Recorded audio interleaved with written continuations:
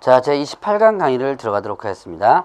이번 강의에서는 부동산 실권리자 명의 등이라는 법률에 대해서 살펴볼 텐데요. 자, 이것도 여러분들 이제 민법에서 한번 봤던 부분이죠. 소위 말하는 실명법.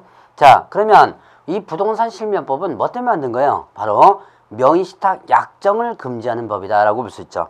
그래서 여러분들 교재에도 이런 내용이 있죠. 1995년에 제정되면서 완전히 금지되었다. 뭐가 금지됐다? 명의신탁이 일단은 사회적으로 인정됐었어요. 그것이 이 법이 만들어지면서 완전히 금지되게 되죠. 자, 그러면 이때 명의신탁은 뭐냐? 자, 명의신탁은 의미가요. 실권리는 본인이 보유하기로 하고 등기는 타인이 명의로 해놓는 것을 명의신탁이다. 명의를 다른 데에다 맡겨놓는다 그랬죠. 그래서 실권리는 본인이 보유하기로 하고 등기는 타인에게 넘겨놓는 것을 명의신탁이라고 한다라는 부분이었죠. 그리고 그냥 명의신탁은 자, 이 약정이 무효고요. 자, 약정 자체가 명의신탁에 대해서는 약정이 무효죠. 무효고 이로 인한 뭐다? 물권 변동도 뭐가 된다?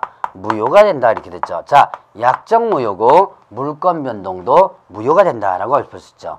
자, 그러면 여기서 이제 명의신탁에 있어서는 두 사람이 있죠. 뭐와?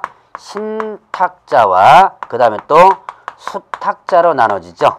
자, 신탁자는 실권리자를 뭐라 그런다? 신탁자라고 그러고요. 수탁자는 등기부상 명의자를 뭐라 한다? 수탁자라고 그랬죠. 자, 신탁자와 수탁자 이렇게 두 가지로 구분하는데 신탁자는 실권리자, 수탁자는 등기부상 명의자 이렇게 구분을 하고요. 자, 그러면 명의신탁에 있어서 이제 여러분들 명의신탁 약정에 해당되지 않는 거와 명의신탁 약정에 해당되는 거 한번 구분해 보죠. 자, 명의신탁이 아닌 것은 양도담보와 양도담보 그 다음에 또 가등기담보가 있죠. 가등기담보가 있습니다. 자, 양도담보 담보 목적으로 소유권 이전시켜 놓는 거죠. 자, 가등기담보는 담보 목적으로 가등기를 해놓는 건데요. 자, 이때 양도담보라는 사실이 기재된 서면을 제출해 줘야지만 돼요. 그 서면을 제출하지 않는다면 이 법에 서면 제출을 허위로 제출한다면 이 법을 위반한다라고 볼 수 있습니다. 자, 어쨌든 양도담보 가등기담보는 명의신탁 약정이 아니고요. 자, 그 다음에 구분소유적 공유등기라는 게 있습니다. 공유등기. 자, 이건 여러분들 교재 두 번째와 관련된 부분이죠. 329페이지에 나오는 부분. 부동산의 위치와 면적을 특정하여 1인 이상이 구분소유하기로 하는 약정을 하고 그 구분소유자 공유로 등기하는 경우. 자, 이런 것들이 바로 공유소유적 공유등기인데 이게 뭐냐면 자, 예를 들어서 이런 경우에요. 요 한 필지를 자, A하고 B가 한 필지를 토지를 공동 소유로 하도록 공동 소유해서 공유로 다 등기를 합니다. 그래놓고 이렇게 쪼개 가지고 여기는 A가 집 짓고 살고 여기는 B가 집 짓고 살아요. 한 필지에 주택이 두 개가 있죠. 이렇게 구분해서 각각 소유하고 있죠. 이것이 바로 구분 소유적 공유 등기입니다. 자, 바로 이런 것들은 뭐가 된다? 명의신탁 약정에 해당되지 않는다. 일명 이걸 뭐라 하냐면 상호 명의신탁이라고 해요. 자, 그 다음에 또 마지막으로 명의신탁 약정에 해당되지 않는 것은 신탁자산이죠. 신탁회사에 신탁한 신탁재산 요거는 명의신탁 약정에 해당되지 않는다. 그러면 자, 일단 요것은요 명의신탁에 해당되지 않지만 명의신탁에 해당되는 게 있어요. 명의신탁에 해당되는 게 있다. 자, 어떤 경우냐면 자, 부부간의 재산 그 다음에 또 종중재산 그 다음에 또 부부간의 재산과 그 다음에 종중재산과 그 다음에 또 종교재산 종교 관련된 재산 이렇게 세 가지는 명의신탁에 해당된다. 자, 일단 보죠. 부부간의 재산 남편 재산 누구 명의로 해놓는 거? 부인 명의로 해놓는 거예요. 자, 남편 재산 부인 명의로 해놓는 거. 자, 종중재산 총유와 관련된 부분이죠. 종중재산을 누구 명의로 해놔요? 종중재산을 이거를 자, 종손 명의로 해놓죠. 그 다음에 종교재산 예를 들어서 교회재산을 목사 명의로 해놓은 거예요. 자, 이렇게 하는 것은 일단은 명의신탁에 해당된다. 다만 이것이 명의신탁이지만 조세 포탈, 그 다음에 또 강제 집행 면탈. 자, 조세 포탈은 뭐 조세 세금 피하는 거죠. 강제 집행 면탈이 뭐냐면 이 강제 집행 면탈이란 경매를 도망가는 거죠. 자, 강제 집행 면탈 요 목적, 그 다음에 법령상 회피라든가 요 목적이 아니라면 효력 규정, 그 다음에 또 벌칙 규정, 그리고 과징금 규정이 어떻게 된다? 적용되지 않는다. 이렇게 합니다. 자, 보죠. 남편 재산 부인 명의로 해놓습니다. 그 다음에 종종 재산을 종손 명의로 하나요? 종교 재산, 교회 재산을 목사 명의로 해놓습니다. 그런데 이게 분명히 타임명의로 해놓는 거죠. 그래서 명의신탁인데요. 이게 조세 포탈이거나 강제 포탈. 결국 명의신탁의 주목적이 뭐예요? 명의신탁의 주목적은 조세 포탈이거나 강제 집행 면탈 이런 거죠.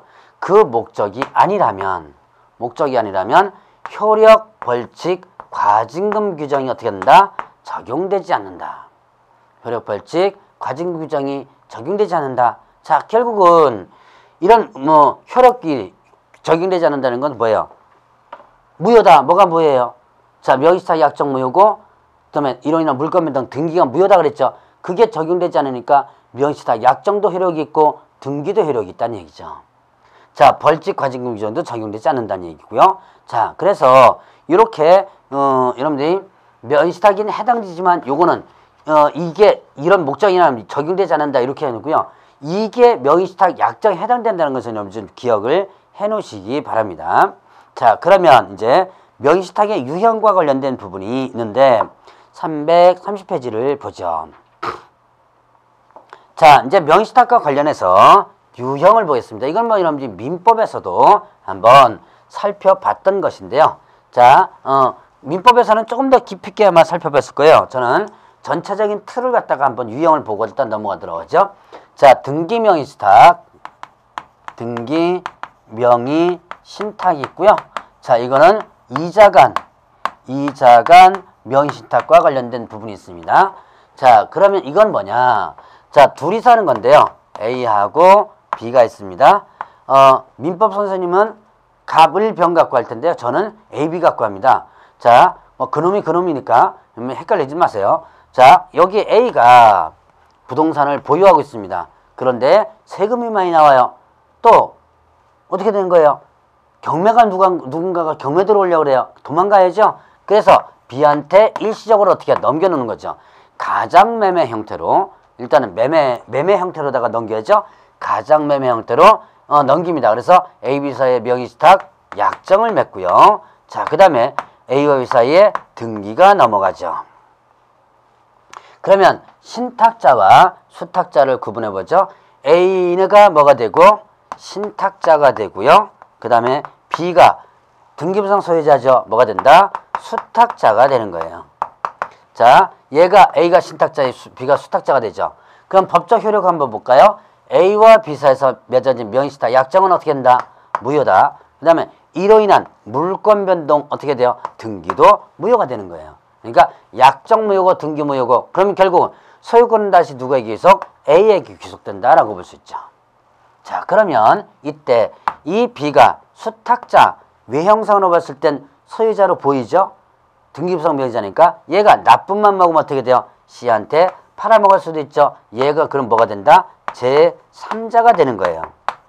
이때 얘는 매수인이 될 수도 있고요. 저당권자가 될 수도 있죠. 자, 제3자가 되는데, 자, 이 제3자에게 대항할 수 있다 없다? 자, 선이 악이 불문하고 어떻게 돼요? 대항을 하지 못한다 이렇게 되죠. 선이 악이 불문하고 대항할 수 없다 이렇게 하는 거예요. 자, 그래서 그러면 얘는 어떻게 돼요? 소유권을 취득하죠. 이때 대항할 수 없다는 것은 신탁자가 자, 제3자에게 약정무효, 등기무효를 주장할 수 없다. 자, 신탁자가 제3자에게 약정무효, 등기무효를 주장할 수 없다라고 하는 것이 바로 대항할 수 없다는 뜻입니다. 그거 조심하시고요. 자, 그러면 이제 이때 수탁자는 어떻게 된다? 악의적으로 팔았죠. 얘는 무슨 죄가 성립된다? 횡령죄가 성립된다. 횡령죄가 뭐예요? 횡령죄라는 것은 남의 물건을 보관하고 있다가 남의 물건을 관리하고 있다가 보관이나 관리나 뭐 비슷한 거죠. 그러다가 결국은 나중에 어떻게 돼요? 그거를 내 걸로 만들어버려. 내 걸로 인마이 포켓하는 거죠. 그걸 뭐라 한다? 횡령죄라고 그러는데 자, A는 B에게 너 내 물건 좀 보관하고 있어 라고 해가지고 넘겨줬는데 지 걸로 만들어버렸죠. 그래서 이거는 횡령죄가 성립된다. 자, 요까지가 이제 그 등기명의신탁인데요. 자, 제3자는 일단은 소유권 취득한다 그랬죠. 선의에게 불문하고. 그러나 제3자가 적극 가담했을 때는 얘가 무효가 된다는 예외적 판례가 있다는 거 여러분들 같이 기억을 해 놓으시고요. 자, 그러면 이제 또 3장은 명의신탁에서 보면 이제 중간생략형 명의신탁이 있습니다. 자, 중간생략형 명의신탁. 이 중간생략형 명의신탁은 가운데서 생략되는 거예요.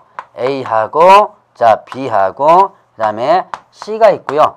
A와 B가 매매 계약을 체결합니다. 자, 그러면 A와 B가 매매 계약을 체결했으니까 A가 뭐가 되고 매도인이 되고요. B가 뭐가 된다? 매수인이 되는 거예요. 자, 그러면 이때 얘가 매도인이 되고 얘가 이제 매수인이 됐죠. A와 B가 매매 계약 체결했으니까 당연히 등기는 이렇게 넘어가야지만 되죠. 그런데 문제는 어떻게 된다? 미 매수인이 B가 자기 명의로 등기하면 안 됩니다. 누군가가 쳐들어오려고 그래요. 자기 명의로 등기하면 세금 엄청나게 나옵니다. 그러니까 자, A한테 부탁하죠. 내가 사긴 사는데 등기를 나한테 하면 안 되니까 내가 데려오는 사람한테 등기 좀 넘겨줘. 얘한테 부탁하죠. 그래서 B와 C 사이의 명의신탁 약정을 맺고 나서 B는 A에게 부탁을 해서 등기를 누구한테? C한테 넘겨놓게 되죠. 자, 그래서 이 B가 중간에서 생략된다 그래서 뭐라 그런다? 중간 생략형 명의신탁이다 라고 하는 거예요. 그러면 여기서 보죠.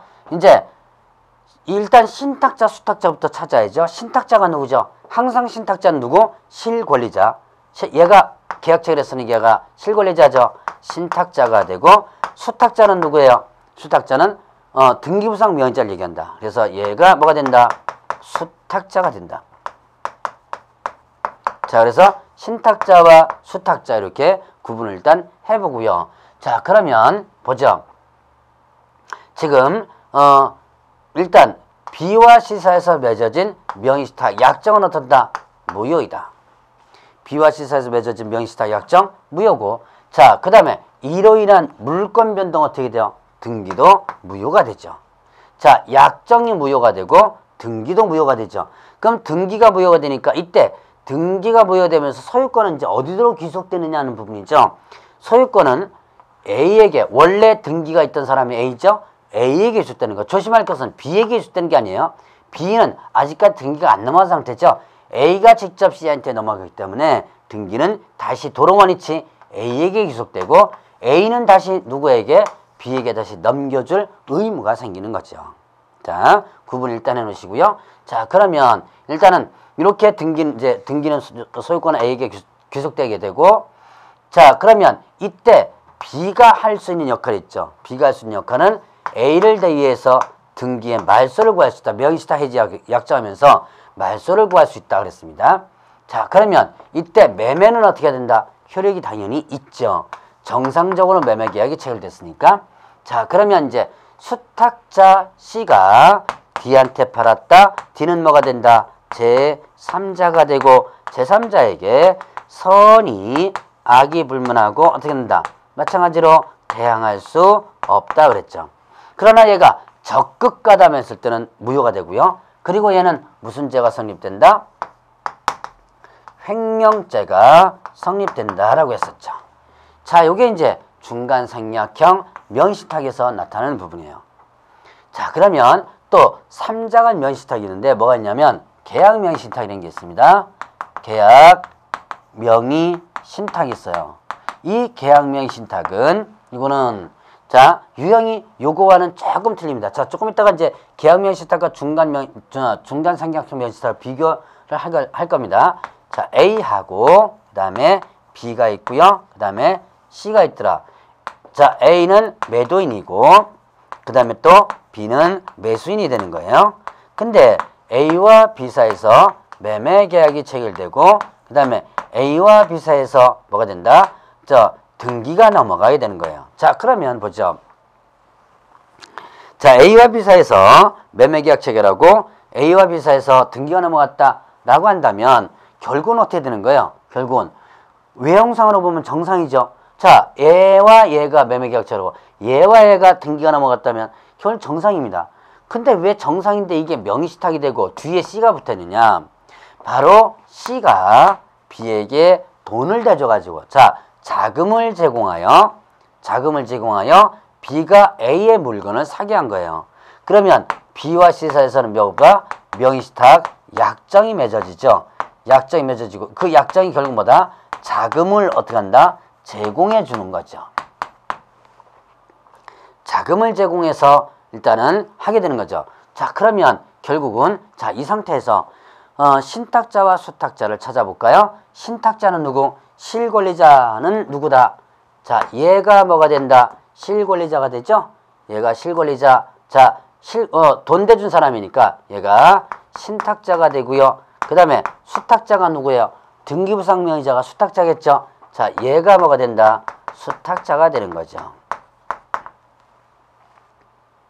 자, 이렇게 해서 지금 신탁자와 수탁자에 대한 구분을 한번 해봤는데요. 자, 그럼 이제 효력을 한번 볼까요? 자, B와 C 사이에서 맺어진 명의시탁 약정은 어떻게 된다? 무효입니다. 일단 명의시탁 약정은 일단 무효예요. 그리고 자, 등기 이론은 물권 변동이 있는데 자, 물권 변동이 이제 문제입니다. 이거는 매도인이 선이냐 악이냐에 따라서 틀려져요. 자, 매도인이 선이냐 아니면 악이냐 틀려지는데 매도인이 선이라면 등기가 어떻게 되고요? 등기가 유효하고 악이라면 등기가 어떻게 된다? 무효가 된다라고 했죠. 그럼 이제 한번 보죠. 선이라면 등기가 유효하다. 자, 그러면 보죠. 매도인이 선이라면 이거는 부동산 실명법에 실권리자 명의등기라는 법률에서 나오는 건데 자, 명의 수탁자가 일방 당사자가 되고 타방 당사자는 명의시탁 약정이 있다는 사실을 모를 경우에는 그러하지 아니하다라는 문구가 있어요. 자, 그럼 이건 뭐냐면 명의수탁자가 일방 당사자가 되고 타방 당사자는 누구예요? 자, 매도인 얘죠. 타방 당사자는 B와 C 사이에서 명의시탁 약정이 있다는 사실을 모릅니다. 명의시탁 약정이 있다는 사실을 모르고 얘가 B한테 판 거예요. 그런데 어느 날 갑자기 명의시탁 약정이니까 등기 무효다. 너 등기 도로 갖고 가라 이러면 자, 얘가 돈 받은 거 도로 토해내야죠. 그럼 결국은 어떻게 된다? 얘가 손해가 날 수 있다는 얘기예요. 그래서 모르고 팔았을 때는 일단은 등기를 유예하는 거예요. 그러나 A가 B와 C 사이에서 명의시탁 약정이 있다는 사실을 알면서 팔았습니다. 알면서 팔았다면 얘를 굳이 보호할 필요가 없다는 얘기죠. 그래서 등기가 무효가 되는 거예요. 자, 그러면 이때 등기가 무효와 유효가 될 때 매매계약의 효력도 왔다 갔다 하는데 등기가 유효하다면 매매도 당연히 유효하죠. 그러나 등기가 무효가 된다면 매매계약 효력도 무효가 되면서 얘는 매수인의 지위에서 상실하게 된다라고 볼 수 있는 거예요. 자, 이런 형태에 있는 것이 바로 계약명의신탁이다. 자, 그러면 이때 매수인인 B가 D에게 악의적으로 팔았다 그러면 얘는 뭐가 된다? 제3자가 되고 제3자에는 어떻게 돼요? 선의하게 불문하고 대항을 할 수 없죠. 자, 그런데 얘는 어떻게 된다? 자, 횡령죄가 성립된다 안 된다? 이거는 횡령죄가 성립되지 않는다라는 부분이에요. 왜 얘가 횡령죄가 성립되지 않느냐? 이유. 횡령죄가 성립되지 않는 이유는 얘는 타인의 물건을 보관하고 있던 자간이다. 자, 여러분들이 자, 횡령죄라는 것은 너 이거 좀 보관하고 있어. 아니면 너 이거 좀 돈 좀 관리하고 있어. 이럴 때 횡령죄의 가장 대표적인 게 뭐예요? 여러분들 흔히들 공금 횡령이라는 거 있죠. 자, 예를 들어서 격리 여직원이면 그 회사에 돈을 갖다가 어떻게 관리를 하죠. 그 격리 여직원은 지금 돈이 여기 잔뜩 있습니다. 내 수중에 돈이 잔뜩 있어요. 근데 사실 내 돈이 아니고 그 회사 돈이죠. 회사 돈을 관리하고 있는 와중에 그거를 빼먹었다면 이게 횡령이 되는 거예요. 그런데 여기서 보자. C는 B에게 돈을 대줘서 물건을 사게 한 것뿐이지 직접 물건을 줘가지고 너 보관하고 있어라고 한 자가 아니란 얘기예요. 그래서 타인의 물건을 보관하고 있던 자가 아니다 라고 해서 횡령죄가 성립되지 않는다라고 하는 부분입니다. 그걸 여러분들 주의해서 보시기 바랍니다. 자, 그래서 이런 계약명의 신탁은 이 정도까지만 한번 정리를 해보면 되겠고요. 그러면 여러분들 교재에서 이제 뭐와 뭐를 구분할 거냐면 시험 문제 상당히 잘 나오는 부분이 바로 중간상경형 명의신탁과 계약명의신탁을 구분하는 거예요. 여러분들이 이 두 가지만 정확하게 구분할 수 있다면 사실은 민법에서든지 어디든지 어떤 문제가 나와도 거의 풀 수 있습니다. 자, 여기서 차이점 뭐죠? 중간상략형에서 매수인은 뭐죠? 신탁자죠. 자, 그 다음에 계약명의 신탁에서 매수인은 뭐다? 매수인은 수탁자예요. 자, 이렇게 차이가 있습니다. 다시 한번 보죠. 중간상략형에서 매수인은 누구? 신탁자고, 그 다음에 계약명의 신탁에서 매수인은 뭐다? 수탁자입니다. 성격이 틀리죠. 자, 그럼 이제 이런 문제가 이렇게 나와요. 매수인이 수탁자인 관계에서, 자, 매수인이 수탁자인 관계에서 라고 묶어놨다면 이거는 뭐다? 바로 계약명의 신탁이죠. 그러면 매수인이 신탁자인 관계에서는 중간상경형이죠. 자, 이런 것들 구분해 보고요. 또 하나 이제 차이점. 자금 제공. 누가 누구에게 자금을 제공하여 라고 문구가 나온다면 이거는 뭐가 된다? 계약명의 신탁이다. 이것만 여러분들이 구분하면 계약명의 신탁, 중간상경명의 신탁을 구분을 정확히 할 수 있습니다. 자, 그러면 330페이지에 보니까 장기미등기자라고 나오는데, 자, 장기미등기자가 있습니다. 이게 부동산 실명법에서 적용하는 부분인데요. 이 장기미등기자는, 자, 쌍무계약 같은 경우는 여러분들이 반대급부의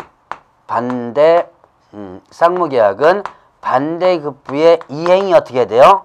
완료된 날 있죠. 반대급부이 완료된 날부터 언제? 60일 이내에 소유권 이전 등기하라 그랬죠.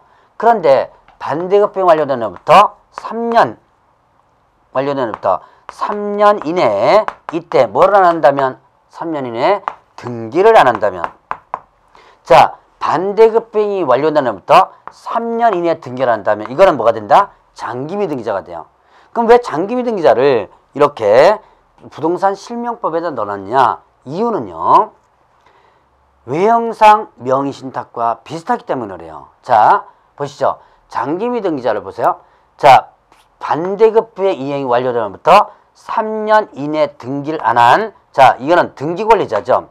장기미등기자는 3년 이내 등기 안 한 등기 누구다? 권리자. 등기권리자가 누구죠? 바로 매수인이죠. 그러면 보죠.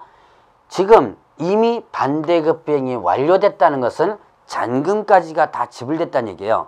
잔금까지가 다 지불됐는데 그런데 어떻게 된다? 등기를 그대로 안 넘기고 있다면, 자, 매도자 입장에서는 돈을 다 받았는데 그럼 이제 권리는 다 없어진 거죠. 근데 등기만 남아있는 거예요.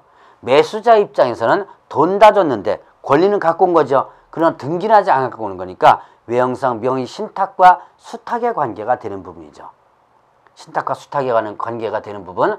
그래서 어떻게 된다? 이때는 여기서는 일단, 자, 이 등기권리자에게 신탁자적인 성격을 부여해가지고 장기미등기자로다가 둔 거예요. 자, 이제 장기미등기자는 다시 한번, 장기미등기자는 언제부터? 반대급부행이 완료된 날부터 언제까지? 3년에 등기를 한 누굴 얘기한다? 등기권리자 얘기한다.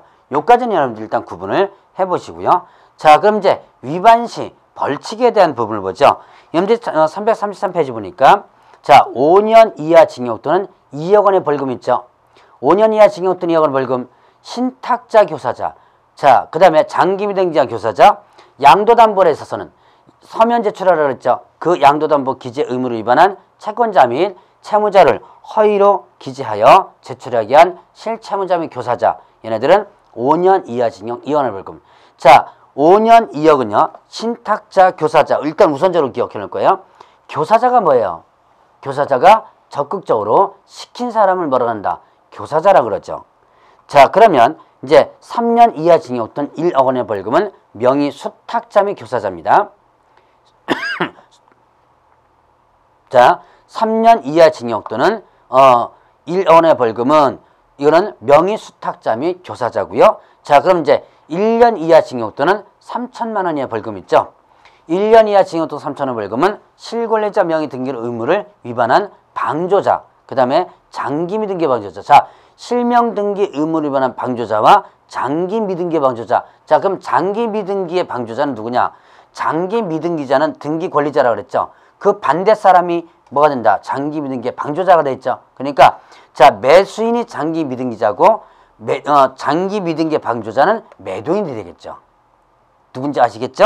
자, 그러면 여기서 여기 거를 가지고 한번 구분을 해보도록 하겠습니다.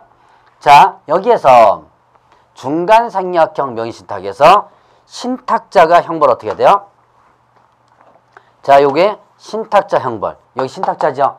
신탁자 형벌은 어떻게 된다? 얘가 5년 이하 징역 또는 어떻게 돼요? 2억 이하의 벌금이죠? 자, 신탁자는 5년 이하의 징역 또는 2억 벌금. 그러면 수탁자 형벌 어떻게 되죠? 수탁자는 3년 이하 징역 또는 얼마예요? 1억 이하의 벌금이죠. 자, 그러면 이제 B는 신탁자니까 5년 2억이고 C는 수탁자니까 3년 1억입니다. 그럼 얘를 보죠. A. 얘는 어떻게 될까요? 자, 얘는요. 얘는 자, 방조자입니다.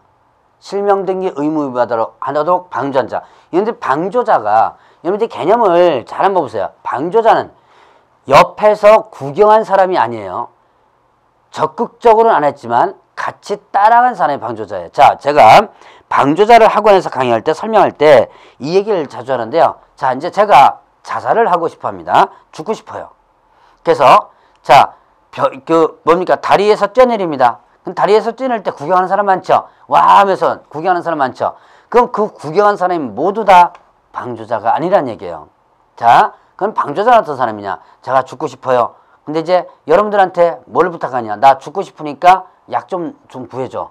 자, 그러면 여러분들이 저한테 뭘 구해줘요? 죽는 약을 구해주죠. 바로 약을 구해줘가지고 자기가 그 약을 먹고 죽었을 때 그 약 구해준 사람이 뭐가 된다? 자살 방조자가 되는 겁니다. 자, 여러분들 흔히들 자살을 한다 그래서 자살 방조자라는 개념을 갖다가 많이 이제 혼란이 있게 되는데요. 자살하는 것을 단순하게 구경했다고 해서 자살 방조자가 되는 게 아니라 자, 그걸 적극적으로 하진 않았지만 같이 해준 사람 있죠. 자, 여기서 보시죠. 이 매도인은 B의 부탁을 받고 야, 나 지금 내가 사기 사는데 얘한테 좀 등기 좀 넘겨줘 그런 거예요. 그래서 B의 부탁을 받고 등기를 이렇게 넘겨줬죠. 바로 얘가 실명등기 의무를 위반하도록 방조한 자에 해당되죠. 얘는 어떻게 된다? 형벌 1년 이하 징역 또는 3천만 원 이하의 벌금에 해당된다는 얘기예요. 그러니까 이것만 가지고도 여러분들이 형벌을 그대로 체크해낼 수 있어야지만 돼요. 자, 그러면 과징금을 보죠. 자, 과징금에는요. 여러분들이 일단 과징금부가 대상자를 봐야 돼요. 과징금부가 대상자는 명의 신탁자, 장기 미등기자, 그 다음에 양도담보 의무를 위반한 채권자와 채무자를 허위로 기재하여 제출하게 한 실채무자가 있습니다. 자, 다시 한번 과징금부가 대상은 신탁자와 장기 미등기자와 양도담보 기재 의무를 위반한 채권자와 실채무자가 있어요. 여기 유일하게 빠진 사람이 있습니다. 누구냐? 물론 교사자 이런 사람도 있지만 그 사람 말고요. 수탁자가 빠졌습니다. 자, 여기서 조심해야 될 것은 과징금 부과 대상자에 뭐가 빠져있다? 수탁자가 빠져있다는 것을 여러분들 일단 구분을 해놓으시고요. 그러면 과징금 부과율은 100분의 30에 해당하는 금액 범위 안에서 부과하는데 100분의 30을 확정하여 부과하는 게 아니에요. 100분의 30을 확정하여 부과하는 게 아니라 100분의 30 범위 내에서 자, 그 밑에 보니까 그 부동산 평가율 기준으로 해서 5%, 10%, 15% 의무반 기간경을 기준으로 해서 5%, 10%, 15% 있죠? 외우려고 하지 마세요. 이거는요. 예시만 해놓은 겁니다. 그거를 기준으로 해가지고 100분의 30 범위 내에서 부과한다라고 볼 수 있어요. 자, 그래서 과징금은 자, 다시 한번 과징금은 어떻게 된다? 100분의 30을 부과하는 게 아니라 100분의 30 범위 내에서 부과를 하게 되고요. 이렇게 과징금을 부과하고 나서 1년 이내 실명 등기를 안 하죠. 과징금을 부과하면서 1년에 실명 등기를 안 하면 이때는요. 이행강제금이 부과되는데 그 이행강제금은 10%입니다. 자, 과징금 부과일로부터 1년 이내 실명 등기 안 하면 이행강제금 10%고요. 그 다음에 또 이렇게 이행강제금이 부과되는데도 불구하고 또 실명 등기를 계속 안 하고 있죠. 그러면 다시 이행강제금이 부과되는데 그때는 얼마가 된다? 20%가 다시 부과된다. 자, 여기까지 하면 과징금 관련된 부분에 대해서 일단은 정리가 됩니다. 자, 다음 시간에는요. 이제 경매 공매에 대한 부분에 대해서 살펴보도록 하겠습니다.